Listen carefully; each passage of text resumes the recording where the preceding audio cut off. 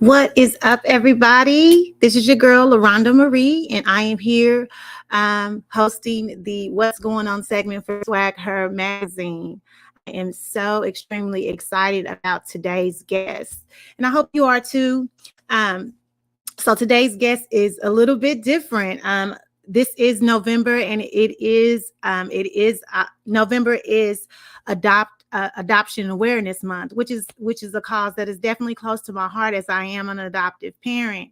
And so I was excited to to volunteer for this interview, not knowing the storyline before I got to it. I just thought it would be a typical adoptive story. This is not. So I hope you guys stay tuned the entire segment. I don't want to give it away. I don't want to tell her story, but it is an amazing story of an adopted child after she is found, after she's went on a journey to find her birth parents. And so it is an amazing story. So guys, like I always say, you are just as important as me and my guest. And so if you have any questions, anything to say, anything to offer, please definitely put your comments in, put your questions in, and that way I can get to them. I have my own questions, but I don't mind using some of your questions. Sometimes they're better than my own, so that you guys are thinking outside the box. And so I love it. I love it. I do want to remind you that during the broadcast, you can support my page by sending stars, a digital gift that helps me earn money. We will use our stars to hire more journalists and content creators while supporting other Black-owned businesses, hoping to create an ecosystem that brings about success for all involved. If you find value in our content, send your stars today and tell a friend about our page. Again, share. Go ahead and just start hitting the share button. When we go live, I want as many people to hear this story, because it is an amazing story that I can't wait to discuss with Princess Sarah. Princess Sarah would be my guest today. And so I'm going to do a little housekeeping items. So I'm going to be right back, but I do want to let you guys know what Swag Her magazine is, what it does. And if you are a boss woman, if you are an entrepreneur, that's a woman that you need to get more visibility, you need to expand your brand, Swag Her magazine is the place to do that. We have several different packages that you can choose from, just depending on what exactly you need to expand your brand. And that's what we're here for. All right, just one moment and I'll be right back. Swag Her magazine is an empowerment and lifestyle publication for Black women who like to be real with themselves and in business. The magazine also offers public relations services and visibility coaching for Black women-led businesses, coaches, authors, and girl bosses so that they receive more exposure and grow their brands. To learn more about Swag Her magazine, please visit www.swagher.net. That's www.swagher.net. Check our swag. We're more than a mag.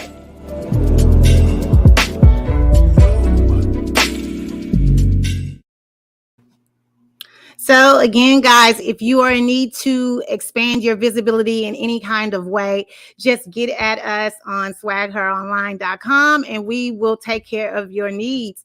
I see Princess Sarah is here. If you give me thumbs up, I'll go ahead and bring you on. Thumbs up. So let's get her on. Hello, Princess Sarah.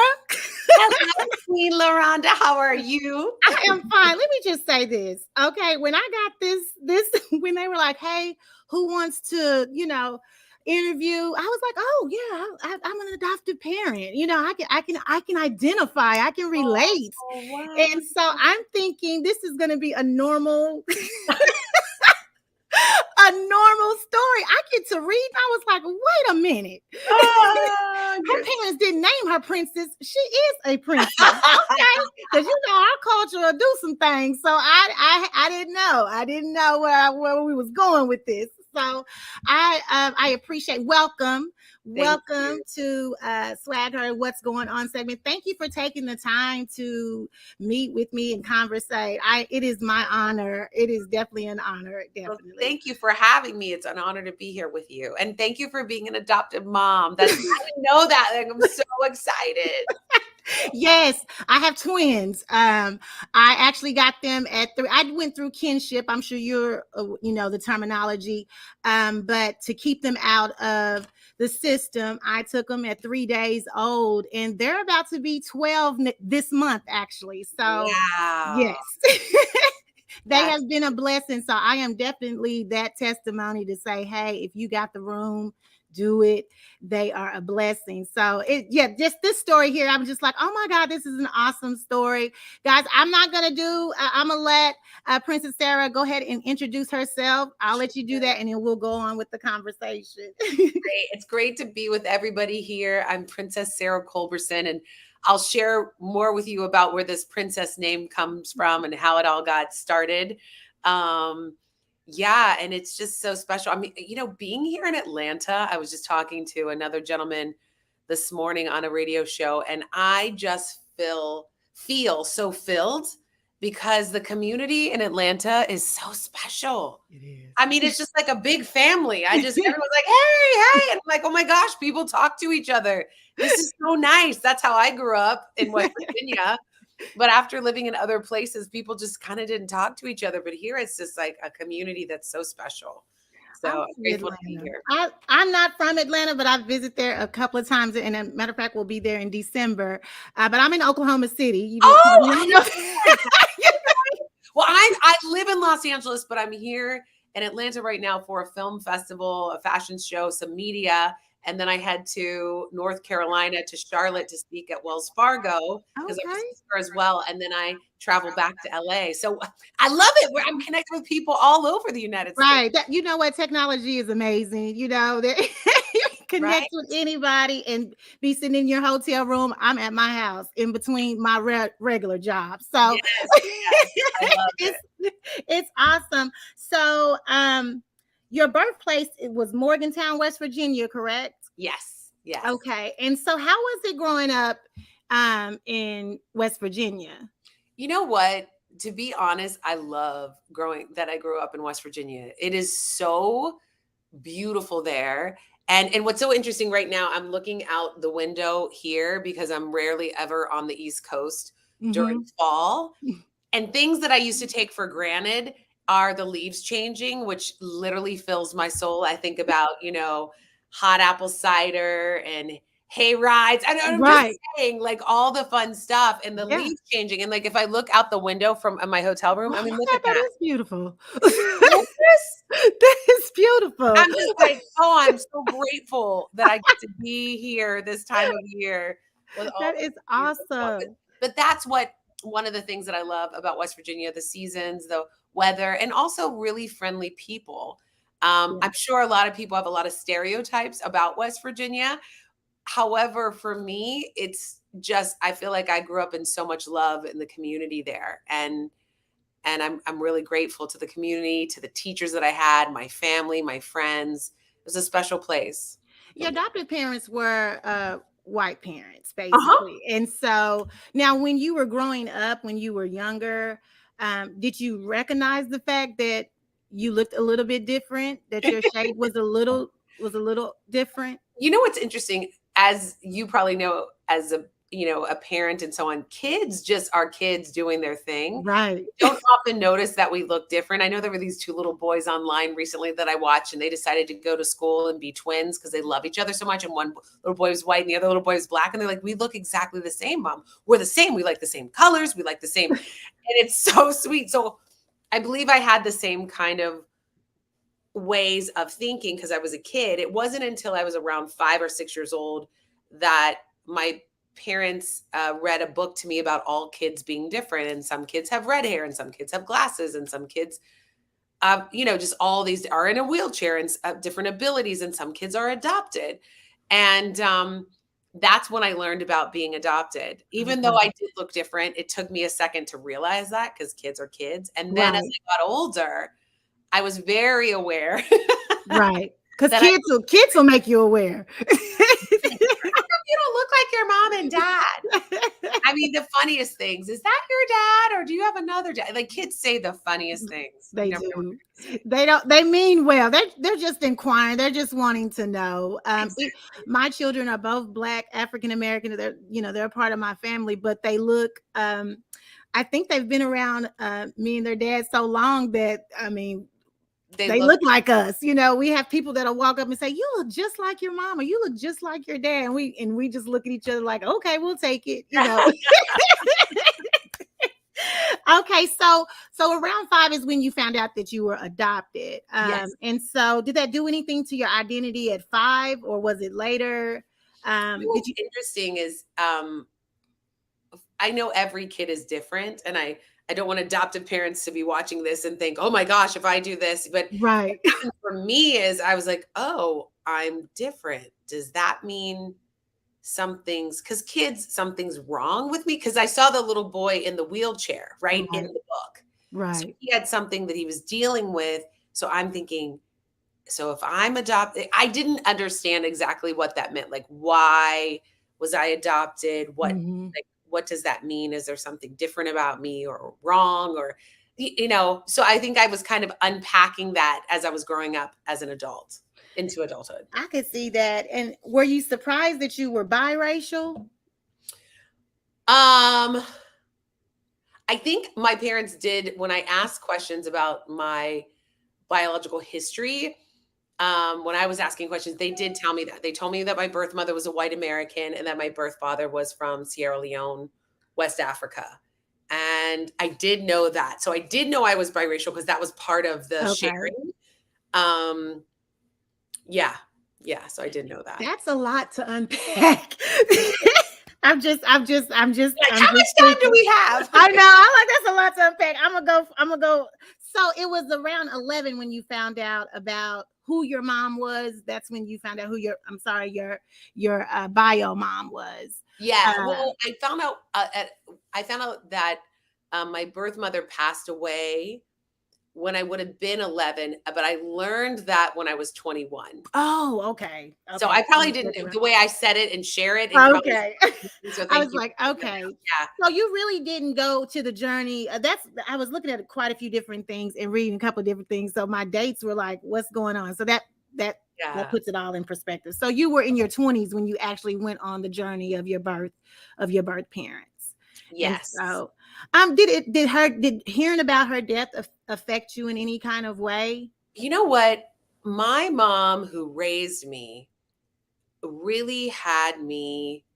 When I would ask questions about my birth mother, and she was always open, and she didn't have a lot of information, but because it wasn't an open adoption back then, but she would say, Sarah, she was a little bit older, so she may not still be alive.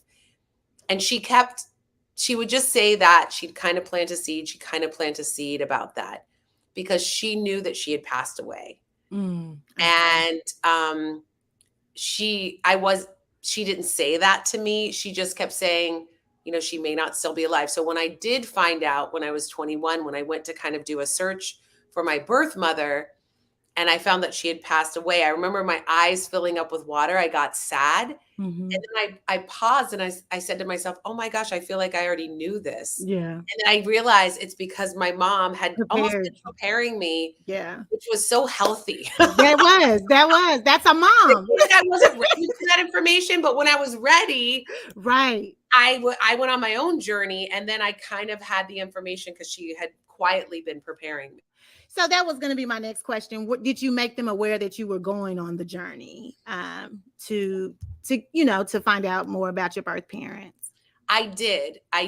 And I said, listen, no one will ever replace you. You are my heart. You are my parents. I love you. You're my angels. And I said, and I just want to know this information for myself. I want to know who I look like. I want to know medical history. I just had all these questions I wanted to get answered, and I didn't quite know how to begin to do that. That's hard because even for me, it's a kinship. So they know exactly who is who, but it's still when they get to asking you just almost like, oh my God, did I do everything right?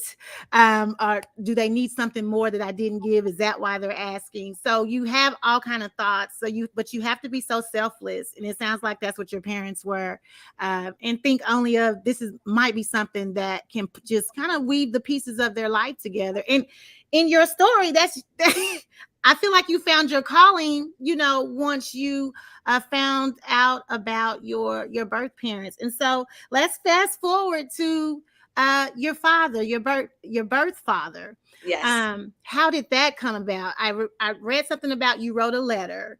Yes. Okay, I'll let you go from there. So I did this amazing class called Landmark Worldwide, and I did it thinking it was going to help advance my acting career. But what it is self-work to have you really see blind spots that we don't know we're carrying with us. And my blind spot was that I was angry. I was angry at my birth father. And I didn't know that. I just thought I've got a great family. I'm sure, but it wasn't until I sat down and did the work that I realized I was really angry. And then I thought, well, what was it like to be an African man in West Virginia in the 70s going into the 80s with a white woman? Yeah.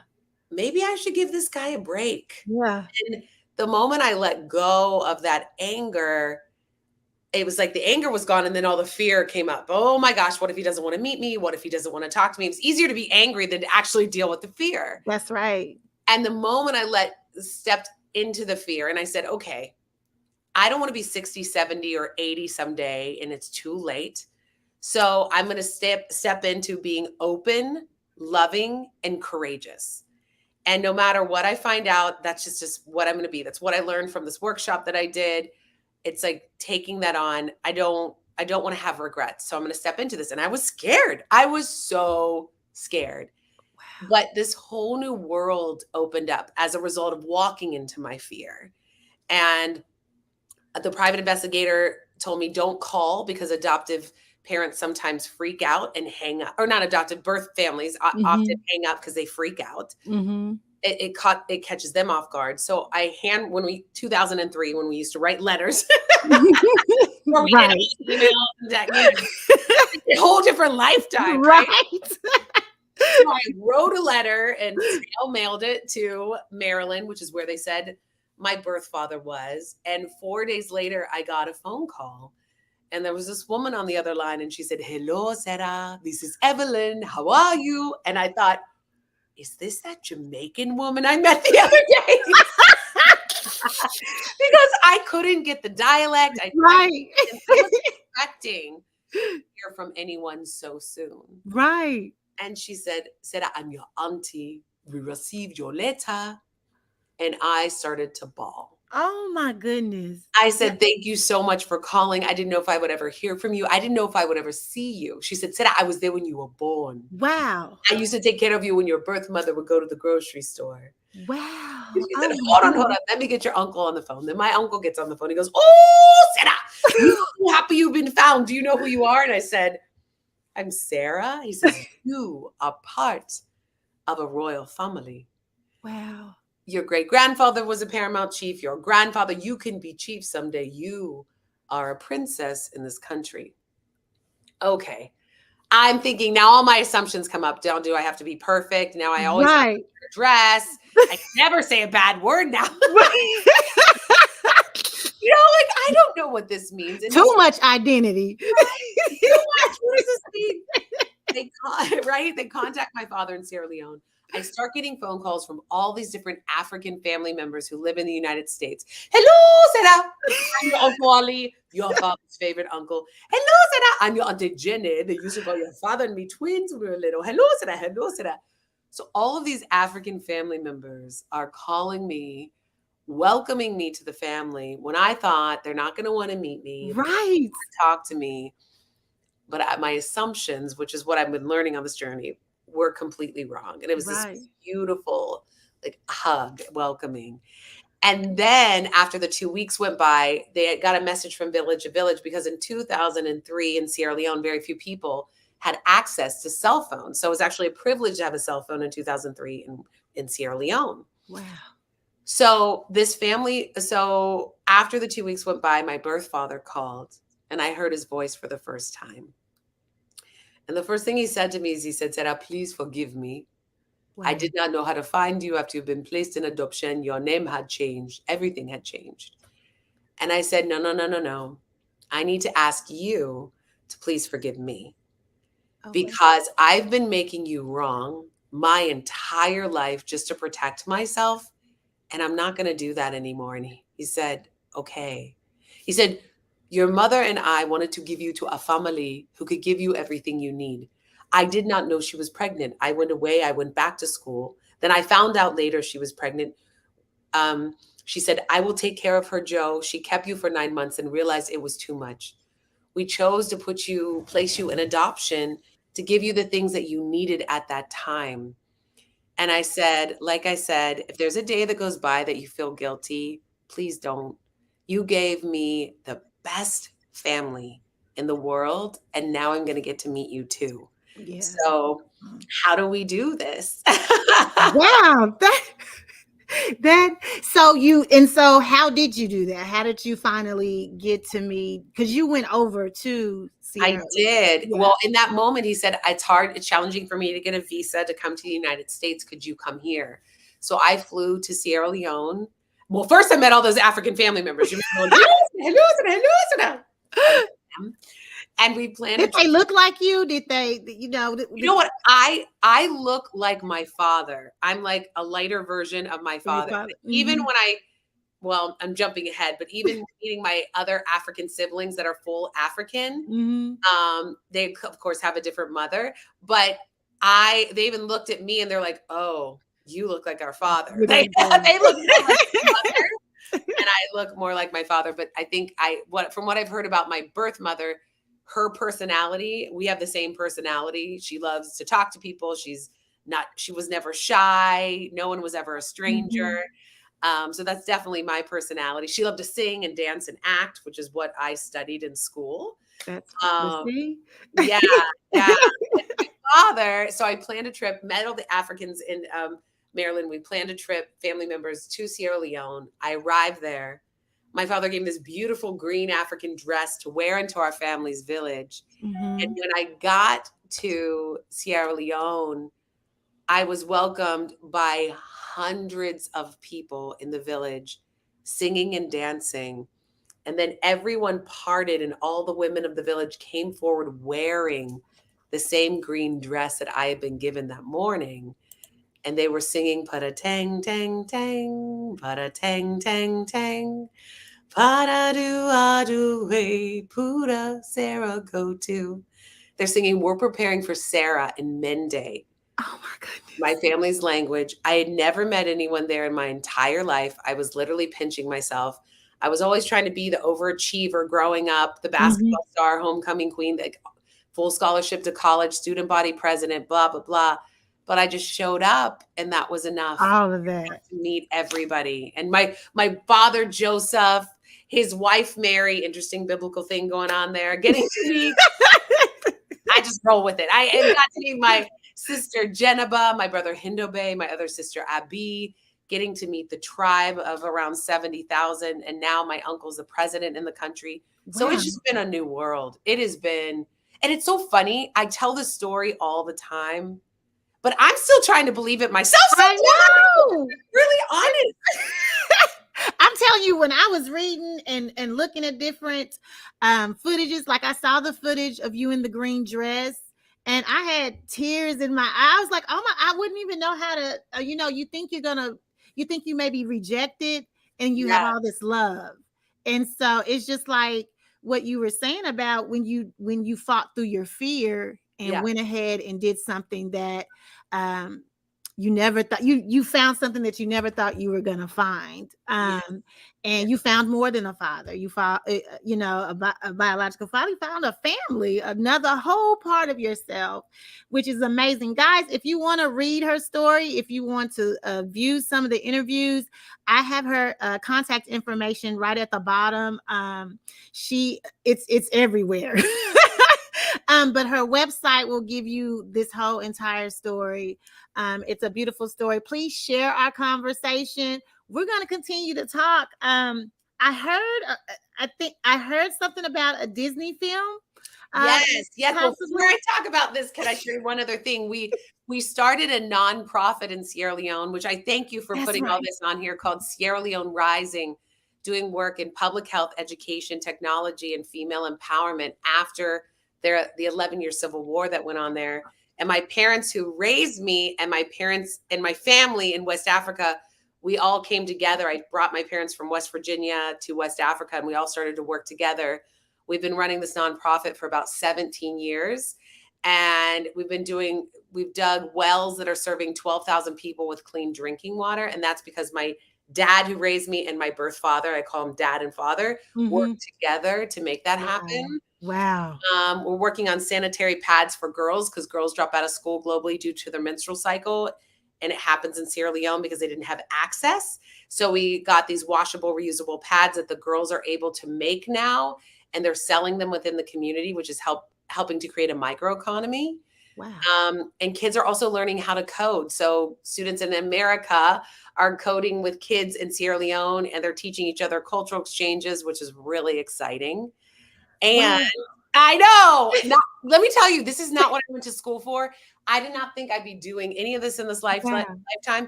And I'm saying but this has been a village. So many people coming together to make this happen.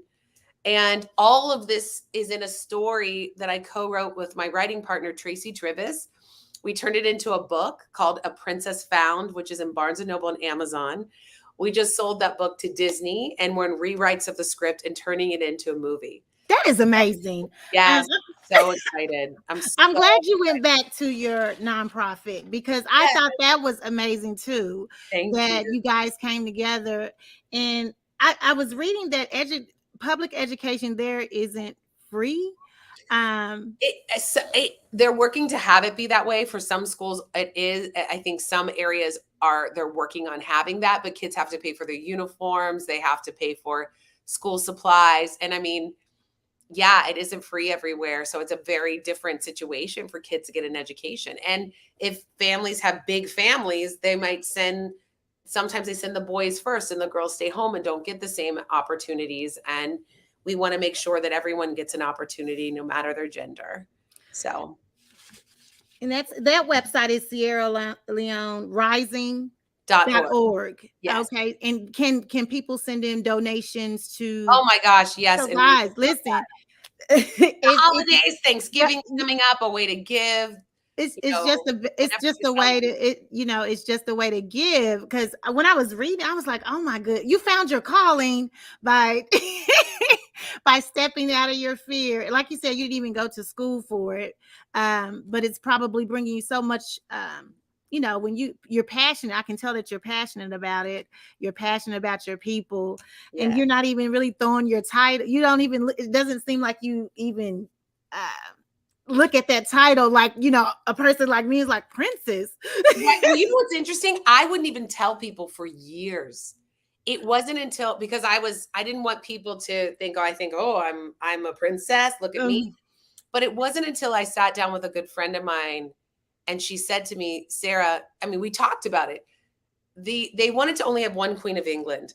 And so a lot of cultures in Africa, their titles, their ways of doing things were stripped from them. So honoring that princess title is also taking back ownership of who my family is and walking in my family's footsteps.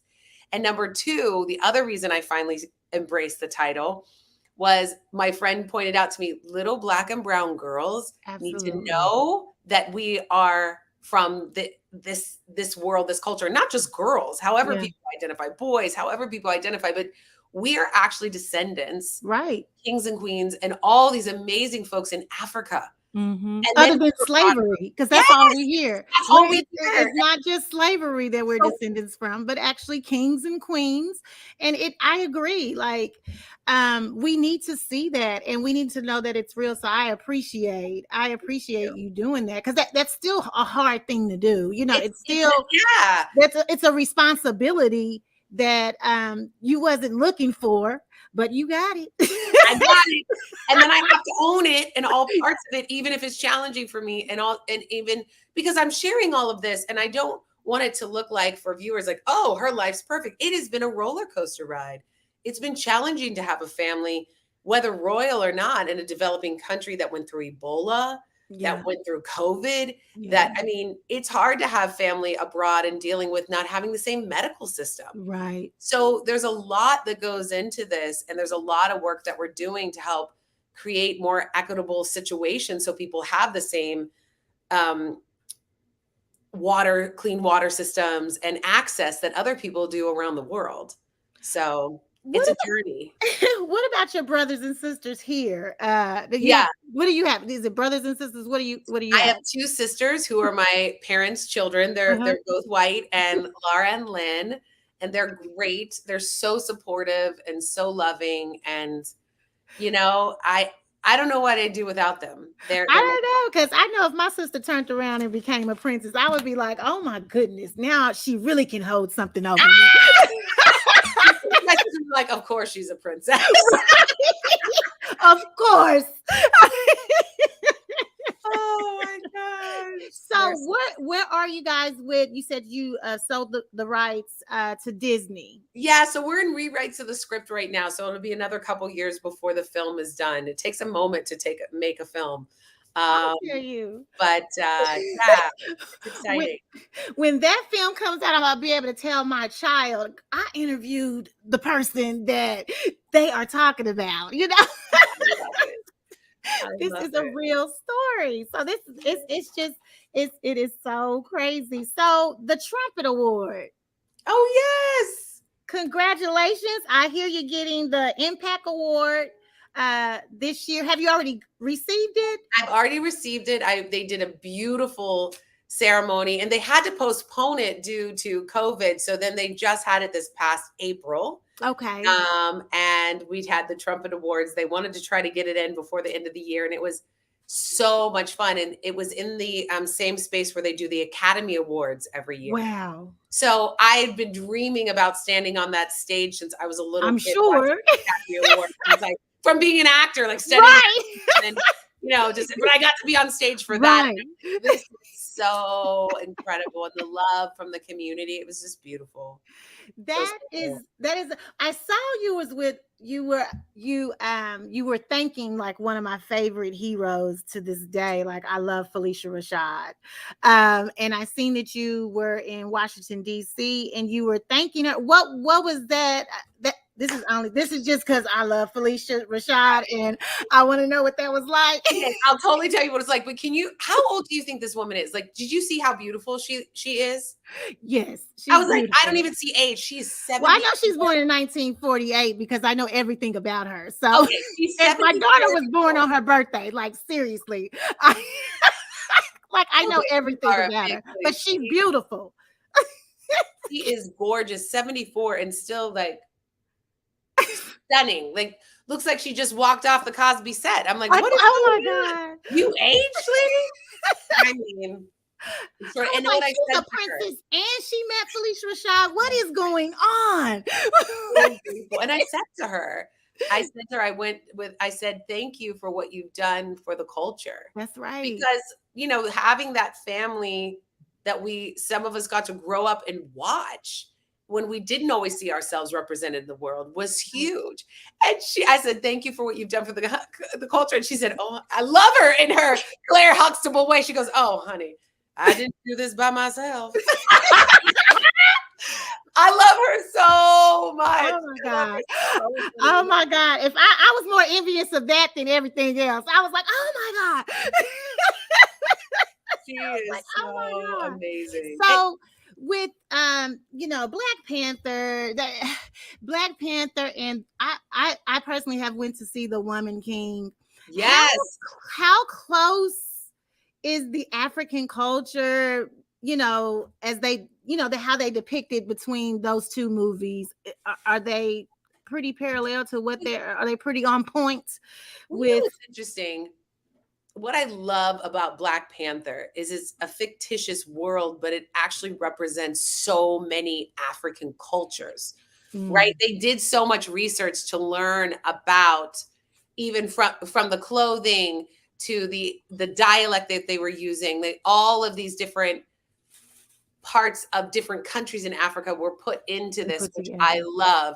So different people and different tribes and different ethnic groups can see themselves represented. And then us, a lot of us as African Americans get to see ourselves represented. Right. And I think that's part of the connection that's needed to not separate us, but bring us together. Right. And I think what I love about The Woman King is learning about, this is a true story. Yeah. It's based on there were, and maybe even still are, women warriors in the world.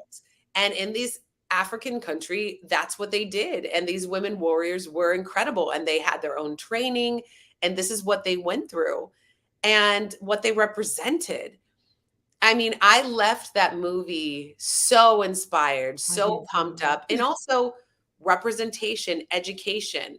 That's what we need. I mean, not even need, that's what we're craving, to see ourselves, to know our history that makes up who we are, not the history that we get taught in our history books, unless we go to college and study a different, African history and so on. But history that is telling us stories through movies and the entertainment industry is so valuable. Right. They've done a great job. And I think they are accurate in a lot of ways. And some stuff isn't, right? Right. It's Hollywood. Well, we know that. Yeah. Right. But a lot of stuff is, and it's important to have that.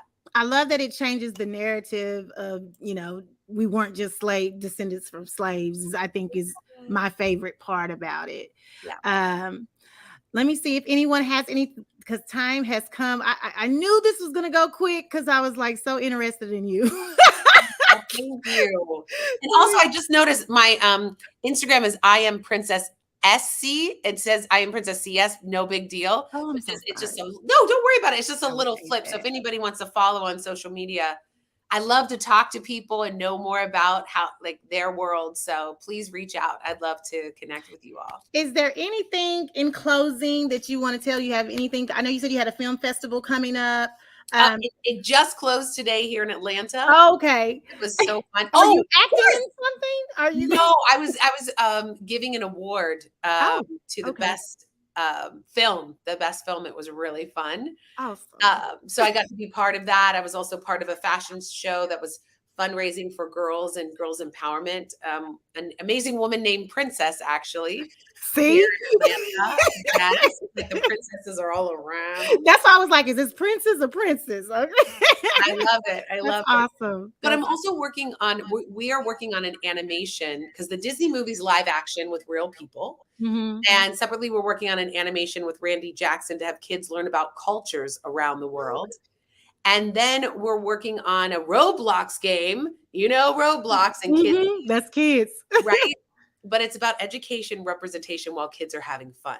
So they get to develop and build in different architecture in different countries in Africa. So we're really awesome. excited. Yes. So you're busy. You're so busy. So again, I appreciate you giving us 30 minutes of your time, because I know you are busy. And I just wanted to say again, I appreciate all that you're doing, what you're doing for the culture, what you're doing for your home country. It's just awesome. And I feel so honored to meet you. Thank you so much. Thank you. And thank you for having me. And I'm sending so much love to your kiddios. Thank you. I will let my daughter know and my son know, especially my daughter. All right. Bye, everyone. You guys, thank you guys for joining us. Please share this story. And remember, I messed up on her Instagram, so I'm gonna go in there and I'm gonna change that up. So, but you guys have a blessed day and a wonderful. Is this Monday? Wonderful Monday. I know it's hard to remember what the days are. I know. Bye-bye. Bye. Thank you.